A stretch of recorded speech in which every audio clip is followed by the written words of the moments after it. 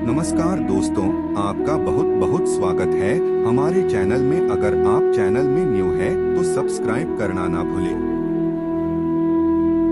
तो बिना समय को गवाए चलिए आपके साथ गौतम बुद्ध की शिक्षाप्रद कहानियों को शेयर करते हैं। दोस्तों, अगर आप भी यह जानना चाहते कि अपने डर से मुक्ति कैसे पाएं, तो इस कहानी को अंत तक जरूर पढ़िए। दो साधु जंगल से गुजर रहे थे। एक गुरु था और दूसरा उनका।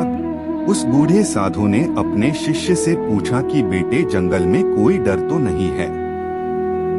अपने गुरु की बात सुन उस युवा सन्यासी को बहुत हैरानी हुई, क्योंकि आज तक उसके गुरु ने इस तरह का प्रश्न कभी नहीं पूछा था।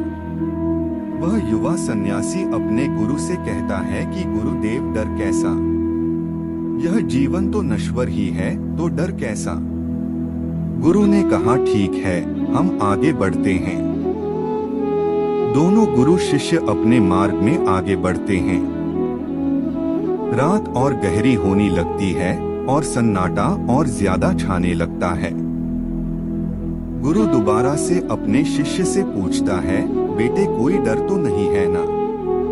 शिष्य चौंकता है और कहता है कि डर कैसा और किस बात का डर? हम सन्यासी हैं, भला हमें कैसा डर?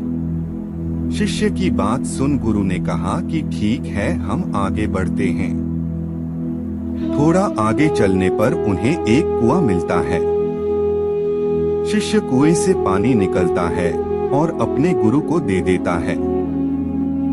गुरु अपने शिष्य को अपने झोले को दे देता है और पानी पीने लगता है।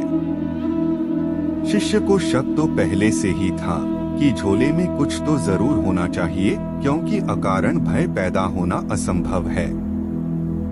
जैसे ही शिष्य अपने गुरु की झोले में हाथ डालता है, वह देखता है कि उसमें एक सोने की ईंट है। ईंट को देखते ही शिष्य समझ जाता है कि भय का कारण यही है। वह इस ईंट को झोले से निकलता है और उसे फेंक देता है और उसकी जगह उसकी तरह का पत्थर रख देता है।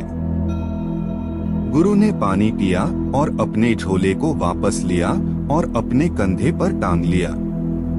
वजन का एहसास हुआ, इसीलिए गुरु को लगा कि ईंट है, और उसके बाद गुरु और शिष्य दोनों ही मार्ग में आगे बढ़ गए।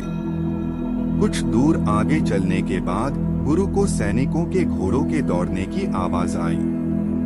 ऐसा लग रहा था मानो सैनिक उनकी तरफ आ रहे हैं। गुरु घबराकर अपने शिष्य से पूछता है कि यहाँ कोई भय तो नहीं है? कोई डर तो नहीं है ना?